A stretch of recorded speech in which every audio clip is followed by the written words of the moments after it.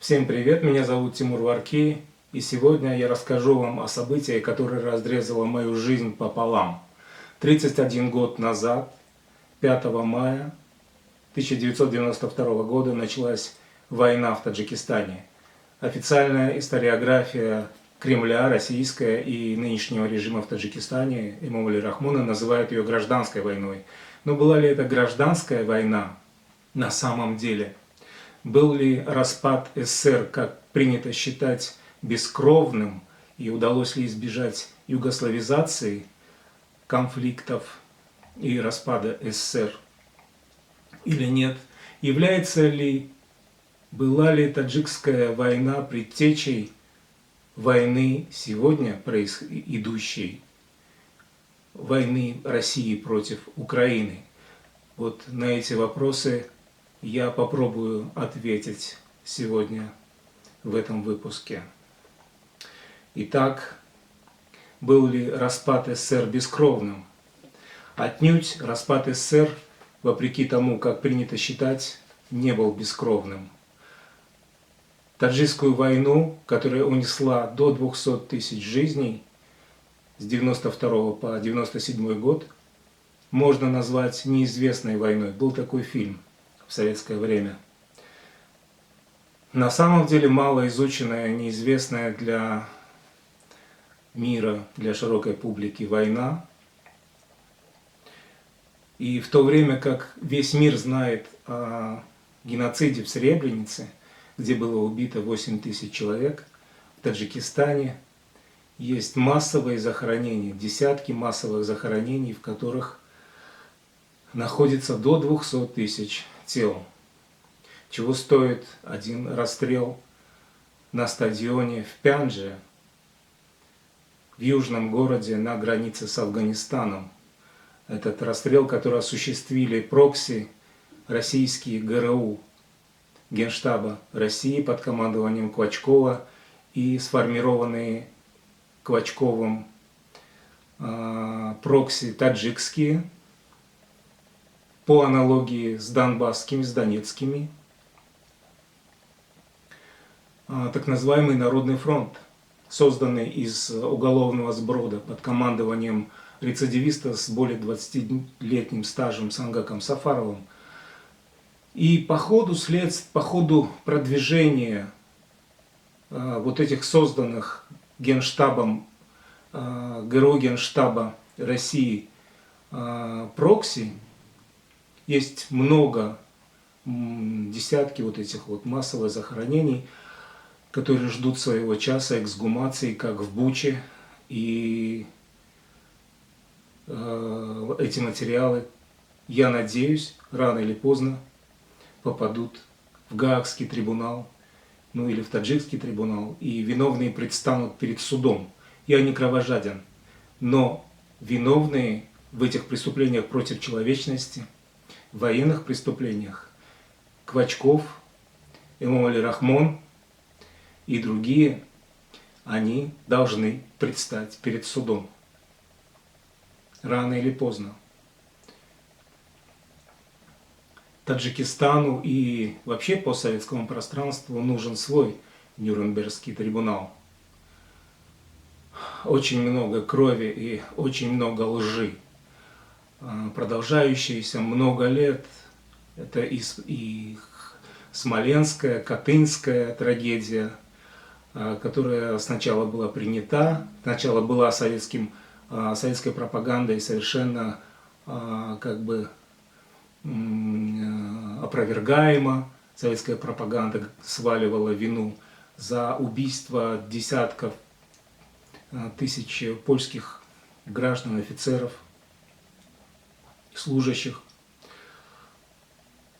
на немцев, на фашистов. Однако при Ельцине потом было признано, что это совершили советские спецслужбы, это совершил Советский Союз, потому что в Медном, под Тверью, где немцев не было, немцы туда не дошли, большое кладбище расстрелянных польских офицеров. Также, помимо того кладбища, которое находится в Смоленске. Так вот, не зря и Эмомали Рахмон отказал рабочей группе ООН по исчезновениям в предложении составить списки исчезнувших, пропавших во время войны в Таджикистане, так называемой гражданской войны в Таджикистане. Почему я говорю так называемой? Потому что развязала эту войну Россия, развязала эту войну реваншистское крыло идеологов, которые хотели восстановить, реставрировать Советский Союз с окраин. В середине 92 года, спустя полгода после Беловежской пущи, эти силы, те силы, которые были, так сказать, прошли Афганистан, и те имперские силы, была такая организация СВОП, в которой известный политолог господин Караганов, а также представители МИДа до сих пор, и господин Примаков играл немалую роль в этой организации. И вот эти силы, они попытались остановить распад Советского Союза и восстановить в Таджикистане, в отдельно взятом Таджикистане, советскую власть и начать с Таджикистана восстановление советской власти, Советской империи. И также это не гражданская война, как и в Украине они пытаются сегодня, российские фашисты, империалисты и колониалисты пытаются представить проходящую войну, агрессию России против Украины как гражданскую войну в Украине, выставив одну сторону донецких шахтеров, их тамнетов за сторону гражданского конфликта. Также и в Таджикистане они нашли прокси, сброд, на который они оперлись, вооружили его и повели свергать законное правительство. В Таджикистане тоже был Майдан, который шел 45 дней, и этот Майдан принудил последнее советское правительство в Таджикистане уйти в отставку и сформировать коалиционное правительство, в котором был всего один представитель исламской партии, 2 представителя Демпартии, остальные были коммунисты, молодые коммунисты-реформаторы, сторонники перестройки, Горбачевской перестройки. Однако это не помешало и до сих пор не мешает официальной российской пропаганде и пропаганде Рахмонова через своих агентов влияния, через стасовцев, через Галину Гридневу, через гестаповскую овчарку, корреспондентку РИА Новости Лидию Исамову, утверждать, что это было исламистское правительство. Там был всего один представитель исламской партии Возрождения. Это не было исламистское правительство и не было демократическое правительство. Это было коалиционное правительство, совершенно соответствующее духу того времени, когда была попытка найти общий язык между коммунистами, демократами и Исламской партией Возрождения. И вот задачу по свержению этого правительства получил командир бригады ГРУ Квачков, которому была придана бригада, одна бригада, еще часть другой бригады ГРУ, который был обеспечен полностью оружием из 191-го полка, Курган-Тюбинского полка. А также оружие он получал из Казахстана, из Алматы и из Ташкента, из Узбекистана. Именно эти силы уничтожили вот эти 200 тысяч человек вырезали просто. Таджикистан был просто в шоке. Таджикистан был залит кровью. Потом пропаганда ввалила это все на таджиков, на обе стороны, особенно на оппозицию. Но само расположение вот этих вот массовых захоронений, там, куда приходил Народный фронт, приходили головорезы Квачкова, говорит о том, на ком кровь. На ком кровь. И так же, как по утверждению Владимира Путина в Донецке, донецкие шахтеры в шахтах находили зарытые еще Мамаем установки «Град», танки новейшие. Также и Квачков где-то в горах Памира якобы находил вооружение, находил танки, самолеты, которые бомбили колонны беженцев, танки, которые расстреливали беженцев на берегу реки Пянш в декабре, когда женщины с детьми бросались в холодную ледяную воду, чтобы спастись от обстрелов. Чьи это были танки? Это были танки из так называемого военторга, путинского военторга. Ну, тогда Путина еще не было у власти. Тогда у власти был Борис Ельцин в России, но командовал вот этой операцией непосредственно Квачковым, командовал представитель Генштаба, известный генерал-демократ,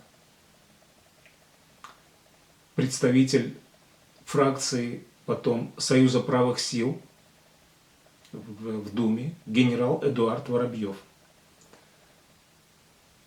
Вот так вот все как-то закольцовывается. Вот так вот закольцовывается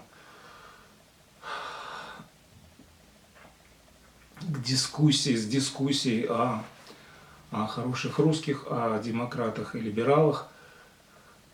К сожалению, есть подтверждение трансформации советских, российских коммунистов и как бы либералов и демократов, так называемых, в русских фашистов. Так Квачков прошел этот путь. Сегодня Квачков – это шеф и коллега другого террориста Стрелкова и кандидат от партии русских фашистов в президенты Российской Федерации. Также и Владимир Путин прошел этот путь от офицера КГБ до русского фашиста, до главы фашистского государства.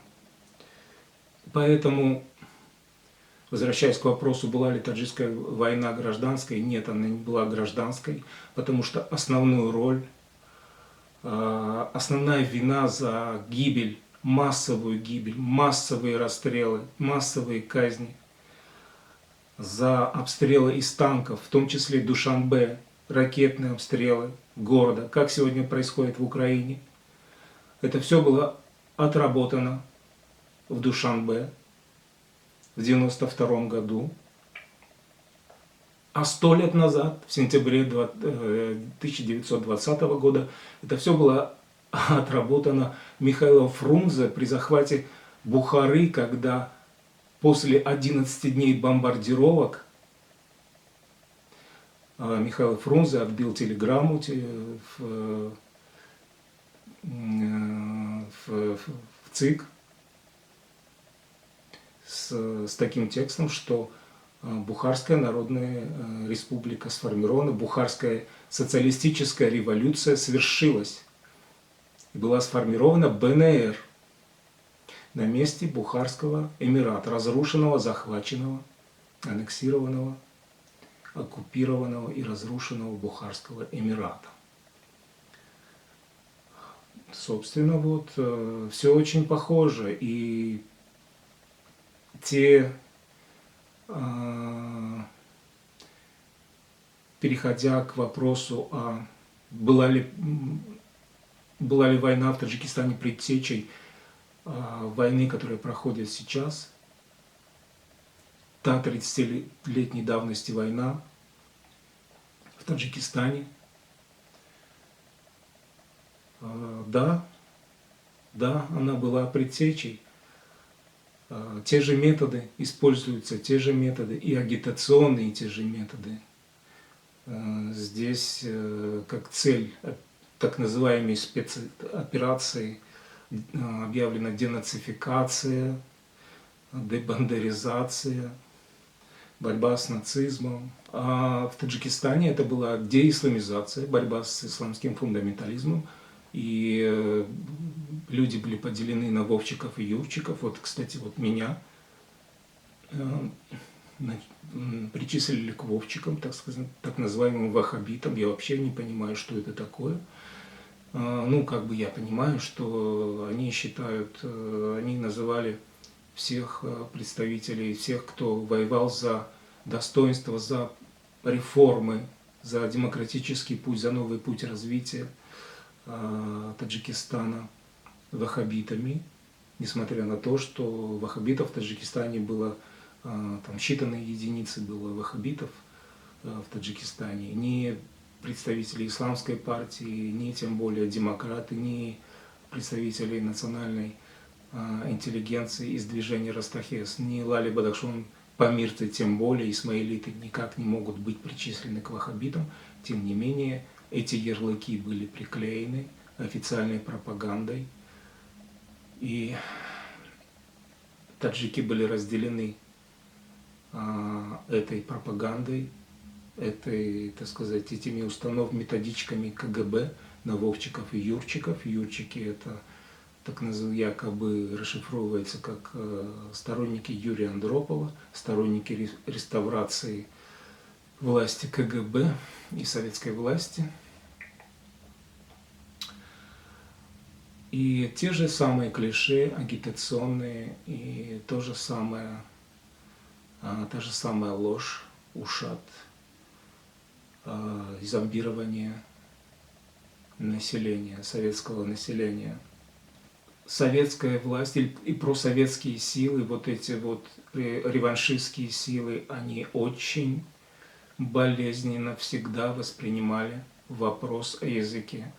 Вопрос о языке и вопрос о религии. Не зря, если мы посмотрим на столетнюю историю, после того, как была сформирована так называемая БНР, Бухарская Народная Республика в Центральной Азии, то советская власть, что она сделала в первую очередь? Она запретила письменность этих народов, которые населяли Бухарский Эмират.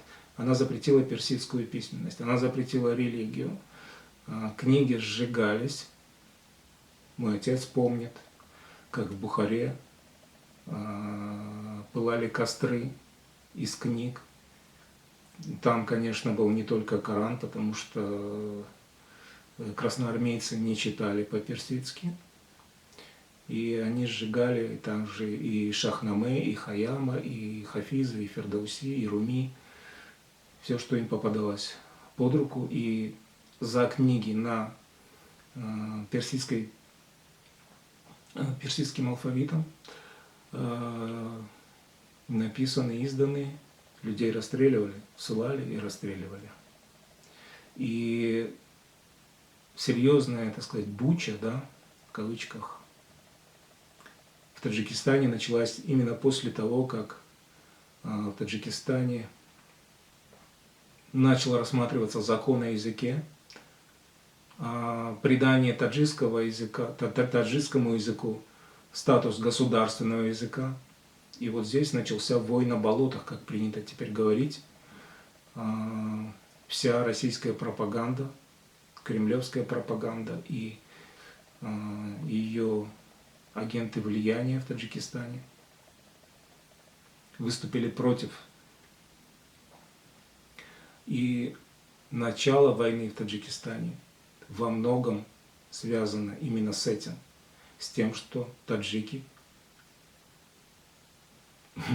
имели наглость заявить о том, что они хотят разговаривать на своем родном языке, на персидском языке, вернуть персидскому языку статус государственного и вернуть даже письменность. До сих пор идут дебаты в таджикском обществе, и пророссийский ставленник Эмомали Рахмонов, ставленник Квачкова, до сих пор противится переходу на персидскую письменность. Вообще, если говорить о продуктивности и контрпродуктивности национальной политики и государственной политики СССР и России, то эта политика контрпродуктивна. Она хорошо сформулирована Путиным, когда он перед войной против Украины сказал: нравится, не нравится, терпи, моя красавица. Принуждение к любви, как правило, и это закономерно, дает обратный эффект. Не зря Россию, Советский Союз называли тюрьмой народов, и само развитие, сами события доказывают контрпродуктивность подобной стратегии, подобной политики. Невозможно принуждением заставить себя любить, насильно мил не будешь. Это неверная стратегия, которая губит саму Россию. Это выстрел в ногу. То, что сегодня происходит в Украине,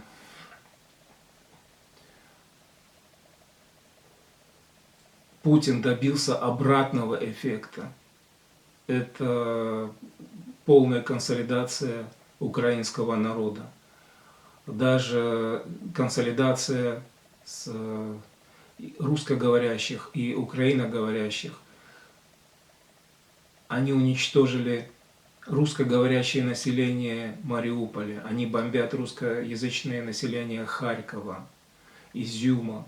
Заходит речь о том, что украинцы, русскоязычные украинцы отказываются от русского языка, от русской культуры. Доходит до этого, вы довели до этого, вы вынудили, вы принуждаете людей отказаться от языка, от родного языка. Настолько отвратителен образ, ваш образ, и то, что вы делаете под вывеской русского мира, убивая мирных жителей, и вы называете это русской культурой, русской философией, вообще русское, вот русское, это сродни самоубийству России, самоубийству русской культуры, самоубийству русского языка. Это похоже на самораспад России, когда больше не осталось причин и поводов для самоуважения и самоутверждения, и способов для самоутверждения в глазах своего народа, в глазах мира, кроме как насилия и убийства, когда нечего предложить ни своему народу, ни миру, доказать свое величие убийством. Но есть поразительные примеры трансформации сознания и трансформации духовности, духа народа. Возьмем Японию, возьмем Корею, две Кореи, которые были когда-то одной страной, одним народом.